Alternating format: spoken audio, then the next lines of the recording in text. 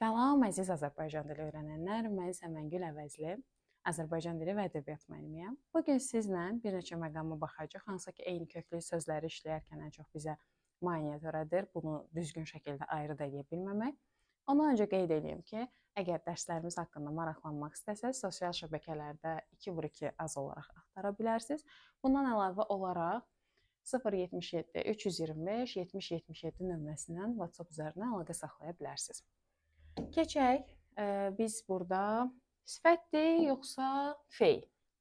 Burada olmalı olan sözümüz düz sözdür. Biz bilirik ki, testlərdə ən çox düz və sıx sözləri bizi çaşdırır. Birinci olaraq bugün düz sözünə baxacaq, növbəti videolarda sıx sözünə də baxacaq. Baxın, əsas məsələ nədir? Biz bundan öncə bilirsiniz ki, söz yaradıcılığına keçməmişdən öncə leksika bölməsində amonimlər haqqında məlumat alırıq. Və bilirik ki, amonimlər nədir? Yazılışı, deyilişi eyni olan, mənaları müxtəlif olan sözlərə biz amonimlər deyəcəyik. Düz də bizim belə sözlərimizdəndir ki, bir mənası sifət ya zərf kimi ola bilir, bir mənası da feil kimi ola bilir. Və biz, məsələn, düz danışmaq deyəndə biz bunu zərf funksiyasında görə bilərik, düz adam deyəndə bunu sifət funksiyasında görə bilərik və feil kimi düzmək mənasında apar bu qabları stola düz kimi qarşılaşa bilərik. Və biz əgər eyni köklü sözlər cərgəsi seçiriksə, biz bilirik ki, iki qaydamız var. Birincisi, bütün sözləri düzəltmə olmalıdır. İkincisi, bütün sözlərin kökü eyni leksik və qrammatik mənaya malik olmalıdır. Yəni, sözün izahı da eyni olmalıdır, nitq hissəsi də eyni olmalıdır. Məsələn, deyirəmsə, əgər ki, gül sözünə baxaq ən sadə, birinin kökü bu gülməkdirsə, birinin kökü çiçək güldürsə, məsələn, biz onları eyni köklü götürə bilmirik.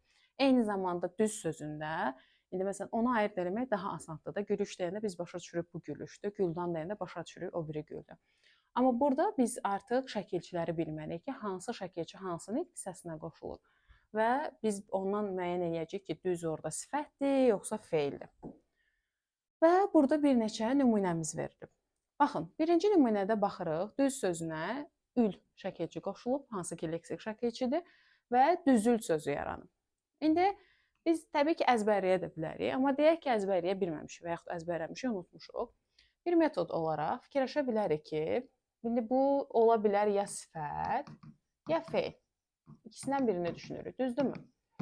Biz indi müəyyən eləmək üçün ıl şəkilçisinə baxırıq. Bu, ıl üstü 4 şəkilçisidir. Başqa bir söz götürək, məsələn, ıl şəkilçisi olan. Fikirləşək, yazılmaq. Yazılmaq sözü yazmaqdan yazılmaqdır da, düzdür? Il artıranda, yəni nə olur? Məchul növü olaraq düşünürük. Yazılmaq, kim tərəfindən yazıldığı məlum deyil, nəsə. Burada, yəni ki, biz gördük yazılmaq, görməkdən görülmək bu şəkildə ola bilir. Deməli, bu feillərə qoşulur. Aha, mənə aydın oldu ki, ıl şəkilçisi feillərə qoşulursa, deməli, bunun kökü feil düzdür. Əla, növbətinə baxırıq. Gün şəkilçisi. Məsələn, gün şəkilçisini harada görə bilərik başqa? Fikirləşək, əzgin. Əzməkdən əzgin. Nəyisə əzirsiniz, əzgin olur. Və yaxud bugün özümü əzgin hiss edirəm. Və yaxud yorğun, yormaqdan yorğun. Aha, deməli, bu şəkilçi də feillərə qoşulur. Bu da bizə məlum oldu. Baxırıq düzüm sözünə. Aha, mən bu şəkilçini gördüm, amma qərar verə bilmirəm ki, bunun kökü sifət düzdürmü, yoxsa feil düzdürmü? Aha, burada yenə fikirləşəcək. Yozum sözü məsələn. Yozmaqdan yozum. Məsələn, yoz sözü olaraq sifət və yaxud adlar deyirik də, biz bilirsiniz ki, feildən başqa digər əsas nitq hissələrinə. Hansı adlarda yoz sözü olmur axı? Deməli, bu yozmaq feilidir və yozmaqdan yozum yaranıb. Eyni zamanda düzməkdən düzüm. Aha, bunun da kökü feildir. Və biz burada kökləri yazırıq. Ha, məlumatınız olsun ki, burada qeyd elədiyimiz köklərdir. Və düzdürmək. Dır şəkilçisi ümumiyyətlə bilirsiniz ki, icbar növünün şəkilçisi olaraq feildən feil düzəldən şəkilçidir. Bir də bunun adlara qoşulan formasına rast gəlirik. O qrammatikdir. Burada leksik olaraq baxdığımıza görə. Bundan sonra görürsünüz, magmək də qeyd eləmişik ki, əgər biz bilirik ki, bəzi sözlərdə biz ümumiyyətlə söz yaradıcılığında müəyyən etmək üçün rahat metod üçün deyirik ki, məsələn, əgər mag əlavə edə bilirsənsə o şəkilçidən sonra, o deməli feil düzəldib də və leksik şəkilçidir. İndi eyni zamanda düzdürmək sözünə də düzməkdən düzdürmək deməli feil. Başqa sözlərdə də baxsaq, yazmaqdan yazdırmaq. Bu şəkildə deməli bu nə olacaq? Feildən düzəldən şəkilçi olacaq. Aha, bu ikisinə gəldikdə isə bunlarda sifət olacaq. Baxaq, lən şəkilçisinə məsələn. Düzlən deyir, düzdür?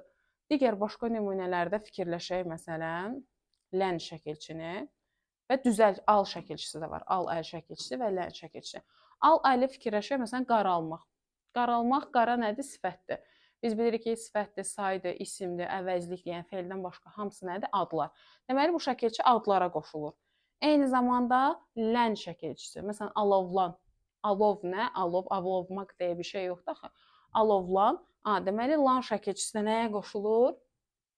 Buradan məlum olur ki, bu da sifətə qoşulur. Yəni, bu şəkildə müəyyən edəcəyik. Ümid edirəm ki, bu metod sizin üçün yardımcı olar. Mən özüm həmişə abituriyent vaxtlarımda bu şəkildə müəyyən etməyə çalışırdım ki, nədən yaranıb, əzbərləmək yerinə bu məntiqdən anlamağa çalışırdım. Əzbərləyə bilsəz nə gözəl. Ümid edirəm ki, bundan sonra testlərdə sizin üçün daha rahat olar. Təşəkkür edirəm. Növbəti videolarda görüşərik.